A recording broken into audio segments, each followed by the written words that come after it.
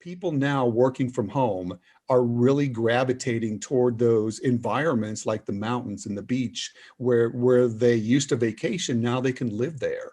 So I think there's a lot of opportunities out there simply because of the way the market has positioned itself. Hey, Kim, glad to have you here with me. It's great to be with you. I listen to you each week and really like not only your podcast, but quite frankly, what you're doing for the industry. A lot of help for a lot of people. Cool, cool. Well, I really appreciate that. And that's one of the reasons I'm having you on the show is I think you've got a lot to offer our listeners as well. And before we get too deep in the weeds, um, you've got a podcast as well. And I think you're probably one of the few builders that has actually made that plunge. So I'm curious, why did you start that? Well, I've got a media background. I mean, I was in television and radio for 20 some years before I got into building. And so I've really tried to put a focus with our company over the past 4 or 5 years on sales and marketing. And I just kept listening to, podcasts and understanding kind of the nature of them, and felt that, when it comes to everything from just helping our clients understand a little bit better about who we are to search engine optimization and everything that kind of goes along with it, I thought this could be a real good opportunity for us to enter the space. And we're focused a little bit more though on the home buyer or the homeowner. We're truly coming at them from the standpoint of, if you want to build a custom home, here's what you need to know. Here's the process. Here's the procedure. Here's some of the cool things that go along with it. So it was more from the standpoint that we're focused not on the building professional, but quite frankly, those who are interested in building a custom home. We are coming up on season number 3. And my goal, though, is I want to make your top 10 or your top 20 list next year of the best construction podcasts. Yeah. No, that's awesome. And I love the approach because, I mean, obviously we're speaking to folks like you, builders, remodelers, because that's our audience, but your audience is the home builder, the home buyer. And I'm curious, have you had people that have like come to you and they're like, oh, I've been listening to the podcast, and then they're like pre-exposed to you before they even have that first meeting? We've had several people come to us, but here's the downside. They always are in another market, and they say to Oh, us, shoot. "Oh, I wish you would build here." We literally had an email from a family over in Kansas City just earlier this week. We've had emails from Iowa. We've had emails from Texas and California, and we're always happy to help our those who are listening to our podcast, because here's the reason. I feel like our industry gets, in many cases, a lot of bad raps, because sometimes you have builders or remodelers that might take advantage of the consumer.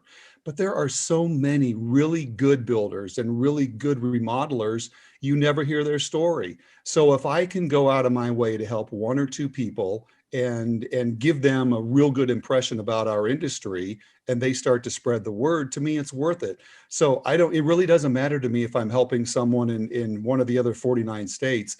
I'm happy to do so, because that's really what this industry is all about. A lot of great people doing a lot of great things. Yeah. No, I love that approach. And so you said you were in media first. Mhm. How'd you get into home building? It was one of those things where I have a kind of a background, my family history. I have a brother who's a very successful civil engineer in Texas. And then my father-in-law was in industrial painting, so he's an entrepreneur. My brother's an entrepreneur. I had a brother who's in commercial real estate up in Minnesota.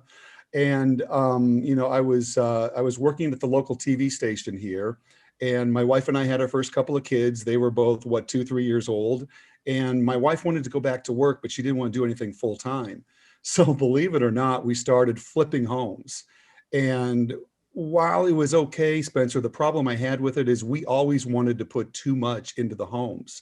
And we would always say, oh, somebody's going to pay for that tile. They'll love it. Somebody's going to pay for those appliances. They'll love it. Well, truth be told, it is really about the cost per square foot. So we really never, hit our stride, if you will. And then we did that for maybe a year and a half, 2 years. And then we started building spec homes. And that was a lot better, because we could design the home and we could, pick out all the finishes and finish the home that way. And that was much more satisfying. And then, believe it or not, we started that in '04, building spec homes. And by 2006, we were on into custom homes. And our first custom home ever was a big home, $1.5 million home in the outskirts of the St. Louis area, one of the suburbs. And we've never looked back from there. Everything we've done, we've never built the same home twice. And everything we do is truly custom. And we focus heavily on procedures, processes, sales, marketing, the clients, and that's kind of who we are and how we do things. Yeah. Yeah. Well, that's awesome. Yeah. Sounds like flipping, you got excited. You're like, yeah, let's put in all the goodies. And Yes. We that's learned a quick lesson. Yeah. No, that's cool. That's an awesome, it seems like a natural transition to what you guys really cared about and liked about the process. And you've mentioned that you guys have been sales and marketing focused now for a while. Mhm. I kind of want to hear from you and just your experience. How has 2020 gone for you? And then maybe with the context of you've been focused on sales and marketing for the past several Mhm. years. Did you guys see a stall? Did you decline? Did you explode? Like, kind of what's this year been like for you guys? So that's an interesting question, and we're building both now in the St. Louis area and also northern Utah. We opened up a branch out there about a year ago, and it was very similar. When we're, in both markets, construction was deemed essential, so we never were Hmm. fully shut down. But I think, the first stay-at-home order or shelter-in-place order, whatever they called it, came out somewhere in mid-March, and immediately it's like someone unplugged all of our phones because nothing happened. Yep. And of course, we're in the middle of several projects, so we were fortunate that those projects could continue. But from a sales standpoint, the phones literally shut off. We purposely decided to kind of pull back on our marketing too, and I think that was the right move because we wanted to get a better handle on what is going on, what are the ramifications, and just wanted to get a better handle on it. After about 6 weeks or so, Spencer, it became clear that it was maybe going to afford us the opportunity to start marketing a little bit more. Now, I'm not going to say it's the marketing that got the phones to ring because I've talked to builders all across the country who say, really, after that first pause, 6 weeks, maybe 8 weeks, the phones started ringing again. And I can tell you, I truly believe that it's a combination of our dedication to sales and marketing over the past 4 or 5 years, as well as kind of the change in the landscape of, if you will, that was caused by the pandemic. Hmm. We have never ever been as busy as we are right now. And the number of projects we continue to land, we're taping this podcast in early December. We usually have a very slow period in December. This week alone, we have landed 3 contracts for It's custom amazing. homes. So it really goes to show that the market is red hot right now. But again, I think one of the messages I have is that sales and marketing is critical. You can never ignore them. They're extremely important. And I think that's what also helped our success. Yeah, yeah, and certainly I think there's a few things there that you mentioned that I want to dig into. Mhm. So let's maybe start on the sales and marketing side. Um, what would be kind of your general recommendation, or maybe like how did you approach that when you kind of got into that mindset? You said 4 or 5 years ago, like this Right. is going to be a focus. Was it start with marketing? Was it hire a salesperson? Like if somebody hasn't made these big moves and they haven't committed to these, as kind of the lifeblood of their business, where would you start? That's a good question because these are the exact questions that we started asking ourselves 4 or 5 years ago. And first of all, so I don't forget, I've got to give a shout out to Melody and Danny. I call them our dynamic duo. They handle our marketing and they handle our sales, and they are true rock stars in the industry. But anyway, so I've known Danny now for about 7 years, and we started out by making a concerted effort on the marketing side of it. We knew, and Spencer, you're an expert at this, how this industry morphs and changes. Social media, anything that's related to digital marketing or social media, everything changes so quickly. But we made a concerted effort several years ago to marketing first. So we started there, and we made sure that at least with our SEO and our social media, that we were, one of the best in the area, whether it's St. Louis and now Salt Lake and Park City. But Love we it. focused on making sure that we truly were doing the best possible job we could when it came to marketing. So we started there, and then as sales started to pick up, it became very clear that we also then needed to make a concerted effort toward sales. So I know many home builders, especially the custom guys, think, you know what, as long as I'm getting some referrals, we're good, or as long as the phone rings occasionally and I'm kind of messing around with my SEO and people find me occasionally, that's I'm going to stay busy. But I wanted to grow a business. I wanted to make sure that we continued to grow. And so that's one of the reasons we made the concerted effort toward marketing first and then sales. But as our marketing picked up and the volume of calls and the volume of potential clients picked up, we had to then place more of an emphasis on sales. And so that's when Danny, actually, who was doing marketing for us, marketing and sales, she then became full-time in sales, and Melody's taking care of our marketing. But they work hard, they work full-time, they're really good at what they do. They're very advanced as far as what they know from a technological standpoint and things like that. And another thing that's made a huge difference for us too, Spencer, is having a very robust CRM system. A CRM system that can, do these drip campaigns where if somebody visits your website, they then are going to get periodically email reminders about, hey, we're here, here's what we do, here's who we are, here's who we can help you. Now, you don't want to become obnoxious with it, so you can tailor what your message is. But I think that CRM system is critical, and I think that's played a big role in kind of our recent success over the past couple of years as well. Because in the custom home building industry and in the home building industry, it can take a really long time for someone to get into that pipeline and then finally decide, hey, we're ready to talk with somebody. So if you have them in your system and they're getting these very innocent emails, the reminder emails periodically, I think it really helps. So it's kind of like a big package you put together. Yeah, yeah, I love it. And I like that you said you started with the marketing, because I Mhm. find a lot of times people will just say, "Oh, I'll just hire some salespeople. That'll bring more sales." It's like, well, where are you going to get the leads? And then people have to go cold calling or doing all kinds of prospecting or whatever the method is. But if you build a marketing machine, you can justify bringing on the salesperson because you're like, I'm so busy, I can't actually field all these appointments. Now I need to. And it sounds like that's kind of the approach you took. I'm curious, what 100%. CRM do you use? We use actually we're using a company, Rick Storley. I don't know if you've heard of Rick or not. I He's have, based in yeah. Minnesota. So Rick and his company are who we're using, and they have the CRM system in place. Gotcha. Cool. Yeah, I love the concept of thinking about your future self.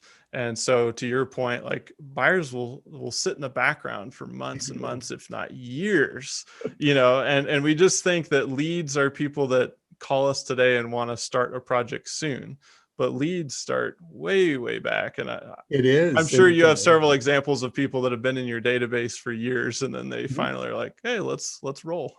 Well, and that's exactly it, and that's what Danny, when she first came on board and started in marketing, most marketing personnel think that the timeline for some sort of sale is relatively short, but my goodness, in our industry, it can be months, if not years, and so that's where that CRM system is really critical, I think, to the success of most builders and remodelers. Yeah, yeah. Well, shifting gears a little bit, you kind of talked about the pandemic and how a lot of people are really busy right now. I Mhm. guess I'm curious. You're in it a lot closer than I am. What challenges do you are you looking ahead to with maybe some changes?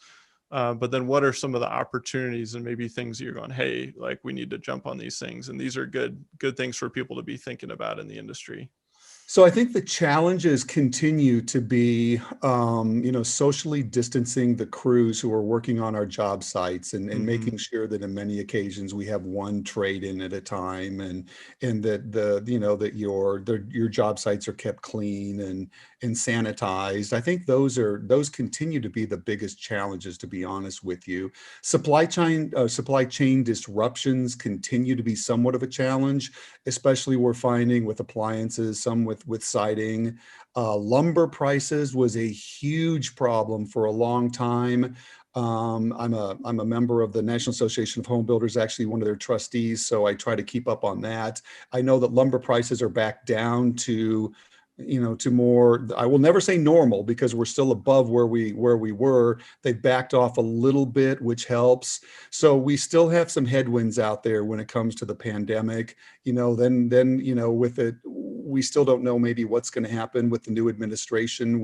Maybe we're going to face some more shutdowns and things like that. So we're proceeding cautiously in relation to the pandemic. I think the opportunities, though, are what I truly try to focus on, and that's kind of what I'm geared toward, is really looking forward, which is what I do with my business all the time. I'm looking for opportunities where I think that for the next 2 or 3 years, the construction industry should stay extremely busy. And I say should only because you don't know where the next worldwide challenge can come from.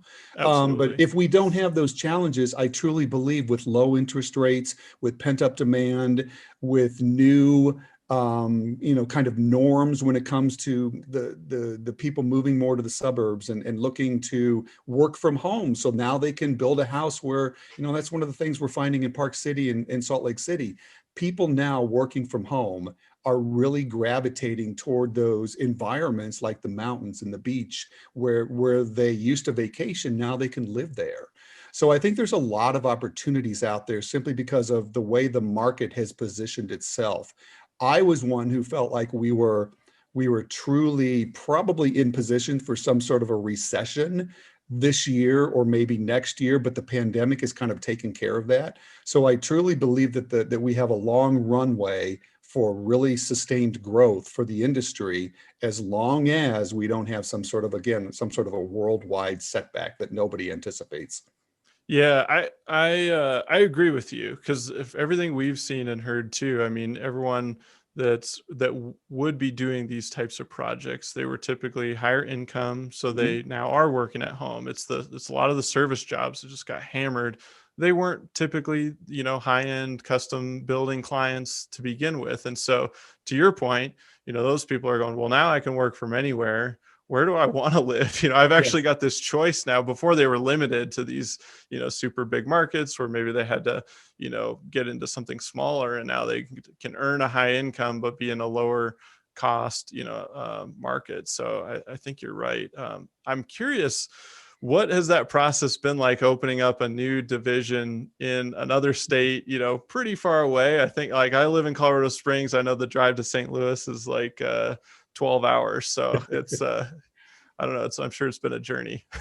It has. Well, as we've talked about before, we have pretty good ties and connections into the northern Utah area. Family who lives there. My father-in-law had an industrial painting company there. We've been going there for 30 years, so I know the lay of the land. And really, what prompted it is I love St. Louis. I mean, I've been living in St. Louis for decades now. Love it here.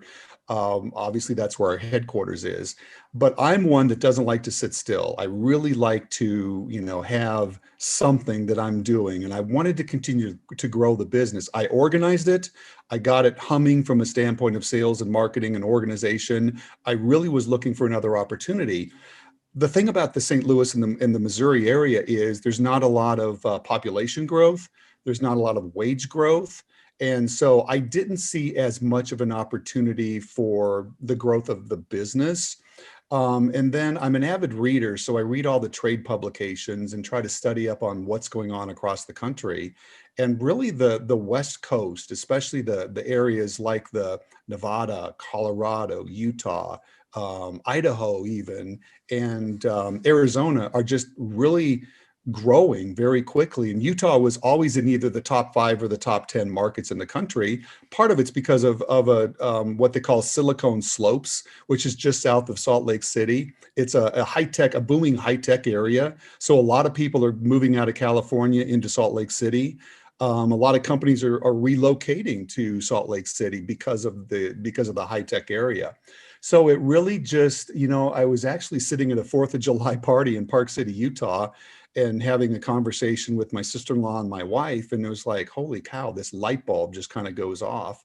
And it was a lengthy process, because you've got to, not only are there stricter requirements, so there was a lot of education that was required. There was a contractor licensing test that was pretty robust that was required. But then you have to make all new connections, all new trades, all new, architects, designers. And I just jumped in, and really within the matter of probably 6 months, I was able to get everything behind me, made a real good connection and contact with a designer out there, a gentleman by the name of Sam Morgan with Morgan Fine Homes. And he's a member of the HBA. I'm a member of the HBA. I think that relationship is crucial. We got to know each other, and he referred me a couple of clients. And from there, we have 2 other projects in design, one in the Park City area, one in South Salt Lake City.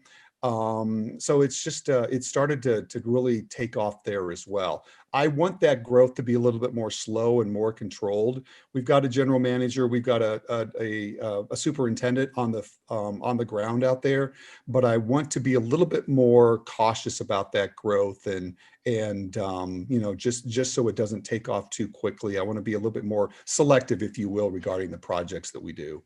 Yeah, yeah, that's super cool. One, and I was going to ask if you thought that that division would maybe surpass your St. Louis division just because of the area growth, I guess. Is Yeah. that something you're seeing long term or Long not? term, I think you're absolutely right. I'm going to control it. We want to focus a little bit more of our attention kind of up in the Park City area, Heber, Midway, kind of up in there.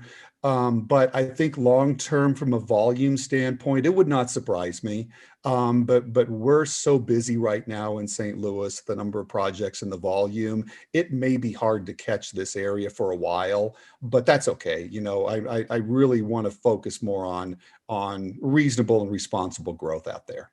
Yeah, yeah. Well, that's super cool. Yeah. Switching gears a little bit, Yeah. I know you said you're a traction guy, so I don't know if anybody listening is familiar with traction. But Love when that did? book. Oh yeah, it's amazing.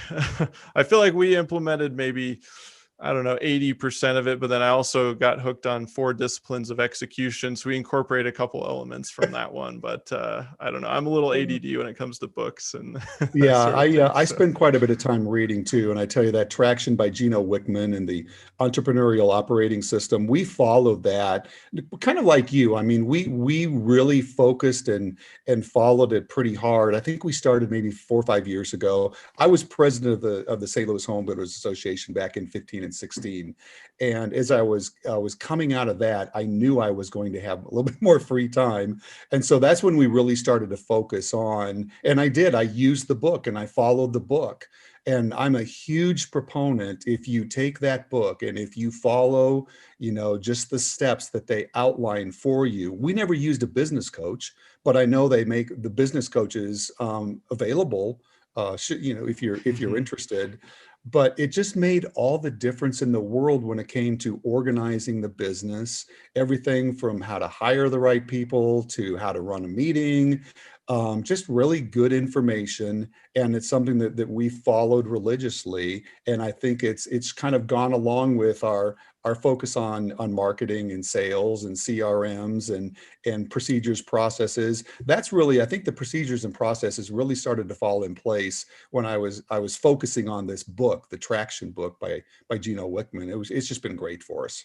Yeah, yeah. And I'm curious, you said you self-implemented, so they do have implementers and people can help you. If somebody is going to pick up the book today and start self-implementing, how long do you think it took you to really like get all those pieces dialed in? Because from my experience, it's a lot of work. You got to be consistent, and it's not a flip of a switch. No, no, not at all. 2 words: be patient. or be dedicated, because you really do. It is not flipping a switch. You have to buy into it. You have to understand, and it is a process. Probably took us a good couple years, maybe a little bit longer, to really implement it. And there's still a few things that today I want to do a better job at, like the key performance indicators. That's something I Mm, really want to focus on, and it's on my to-do list. So I keep a kind of keep a list of long-term and short-term things that I'm working on, and that's one of them. But for the most part, I'd say we've implemented at least 80, if not close to 90%, and it'll take you a while. So you have to be patient and you have to be persistent. yeah, yeah. I think that's good advice. It took us several years to work through Yeah. all those pieces too. You think it, you read it and you're like, oh, this makes so much sense. It's so easy, and then the implementation. It's like, well, it is easy, to understand and logically, but when you actually implement it, I think you made good points. You got to buy into it. You really do, and And you then have to stick get with your it. team to buy into it as well. But it Mhm. really does start with you, the owner. If you're excited about it, if you can communicate to them the benefits and why you're excited about it, and share your vision of where you're going and how you're going to get there by implementing it, they too then buy in and get excited, and it makes it a lot easier. Yeah, yeah. And I don't know if you've read, I just finished it. The follow-up to that is Rocket Fuel, and I it's have all not, but it's on my list. cool. I would bump it up on your list. Okay. I'm hooked on it. Because yeah, it's all about the integrator visionary relationship. That's the Ooh. whole book. But that's something that I'm working through right now, and it's been super, super helpful. And I would guess that you're a classic visionary, and so trying to get Yeah. that integrator in place. That's why I love that suggestion, because I truly do look at my role right now as more of a, like you say, where are we going with the business and how are we going to get there and what is the vision? And that's why I could not enjoy a job more than I do right now. And it's because of where we are and what I get to work on. And, talking about reading books, I really love to read those business type books, and that can help with the organization and all. I mean, I've read a lot of them, everything from sales and marketing. I'm trying to mix in a few more, books. Like, I'm reading David Baldacci, and I find some of his works are just really fun to listen to because they're suspenseful and they're entertaining. So I tend to I do a lot of books on tape. So I'll listen to one month, and then I'll go back into business mode the next month, and that type of thing. So Yeah, yeah. I need to do more of that. I kind of just keep staying in that business lane, but that's all right. you That's got all to right. give your brain a break, I think. Yeah, So, you do. You do. well, Sometimes people think I'm weird because I like to listen to books while I'm at the gym working out. But, to me, I for some reason, I'm still able to concentrate on what I'm listening to. And then it's really weird because sometimes I'll want to make notes on my notes section of my phone. So I have to stop an exercise or something and make a quick note or something. But it's just kind of who I am. no, I love it. Yeah, I find that for whatever reason with audiobooks, you're always wanting to take notes, and I've Yeah. tried it at the gym. It kind of works for me. Kind of, I can't focus like you can sometimes, but I do that in the car, and I find I'm always hitting pause, doing the voice like note or voice like send myself an email. I got to remember, and man, I don't know. It's just like always hitting the pause button. Yeah, it's true. I've been like that on airplanes before when I'm trying to listen to it, but it is a little bit cumbersome, but it seems to work well for me, and that's just kind of what I do. Yeah, yeah, no. Well, Kim, you're a listener of the show, so we got Mhm. one last segment coming up called the Uh-oh. Fast Five. But I guess before we get to that, is there a good place that people can connect with you or learn more about what you're up to, or if they want to check Sure. out kind of your podcast or anything like that? What's the best way to connect? So you can learn all about us, and there's links to our podcast and everything on our website, which is hibbshomesusa.com. That's HIB as in boy, B as in boy, S as in Sam, and then homes plural USA.com. And also, as I told you, I'm more than happy if there's any builders, remodelers, whatever, that want to reach out and just ask me questions. I'm always available because I just love the industry and I love helping people. That's why I enjoy listening to your shows every week. Cool, cool. Yeah, and I encourage you guys listening to take them up on it, and Yeah. Say you listen to this episode and give them a buzz. But Kim, we'll move on to our fast five. So 5 rapid fire questions, just say whatever comes to mind. First one is, what is your favorite business book and why? Which we were just talking about these. Well, So. we just talked, I mean, Traction has to be up there, but there's another one that I read not that long ago that I thought was so interesting, Extreme Ownership. Have you read Yes. that one? Yeah. Jocko Willink. Jocko Will, yeah. Fascinating book that, from written by Navy SEALs to, to how does it, work in the business world and, taking you from the combat field to the business world. Fascinating book. I just thought it was really cool. Yeah, that's a great recommendation. All right. Next question is, who is the most inspirational person in your life? Oh, can I have 2, please? I'll give you 2. We could break the Okay. rules today. My brother, who's a very successful civil engineer, who I mentioned, and then my father-in-law, who was extremely successful at running an industrial painting company. They have been such an inspiration to help me, guide me, to listen to questions and all. By far, hands down, those 2. That's awesome. That's awesome. All right. Favorite, or no, sorry. If you could have one superpower, what would that be? Wow. I know, all the power to choose. How about, I'd love to be able to see into the future. Ooh, that's a good one. I don't know that anyone's ever brought that one up Oh my before. gosh, can you imagine if you could kind of take a peek in the future? Oh, that's a good one. Now I'm rethinking mine. I always pick teleportation, but that one's Well, pretty that's good. pretty good too, though, because you could teleport yourself into the future. There you go. Yeah, yeah. If we're creating our own superpower, we might as well. Yeah, there you go. All right. Describe yourself in 3 words. Ooh. I think the first one comes to mind is integrity. I always live by integrity. Very determined and probably very organized. Awesome. All right. Last question is, if you could leave our listeners with one piece of advice, what would that be? Really, really take the advice to work on your business. You've heard this, work on your business, don't work in your business. Take the time to get it organized. Take the time to become a visionary. Hire the people that allow you to do that. And then I think the other thing that's crucial with any business is make sure that you have a really rock solid culture that goes along with your business. I think that's critical for just for the success of that business.